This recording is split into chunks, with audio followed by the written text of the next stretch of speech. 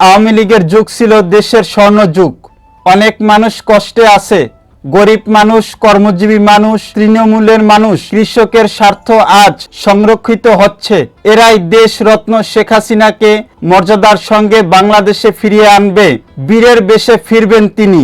দেশের একটি বেসরকারি টেলিভিশন চ্যানেলকে এসব কথা জানালেন দলটির পলাতক যুগ্ম সাধারণ সম্পাদক বাহাউদ্দিন নাসিম। ফেব্রুয়ারি মাসেই সরকার পতন আন্দোলনের ডাক দিলেন পলাতক এই নেতা। তিনি বলেন, আগামী 21শে ফেব্রুয়ারিকে সামনে রেখে হরতাল, অবরোধ সহ নানা কর্মসূচি দেওয়ার পরিকল্পনা করা হয়েছে।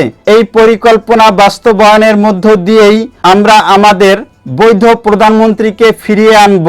এ ব্যাপারে 14 দল সহ বিভিন্ন সামাজিক সাংস্কৃতিক সংগঠনগুলোর সঙ্গেও গোপনে আলাপ আলোচনা চলছে। তবে পালিয়ে থাকা নেতা কর্মীরা কিভাবে আন্দোলন সফল করবে, এমন প্রশ্নের জবাবে নাসিম বলেন, জনগণের অংশগ্রহণ থাকবে। বাহাউদ্দিন নাসিমের দাবি, জনগণ তাদের সঙ্গে রয়েছে। তিনি বলেন, আমরা কর্মসূচি তৈরি করেছি আলাপ আলোচনার জন্য।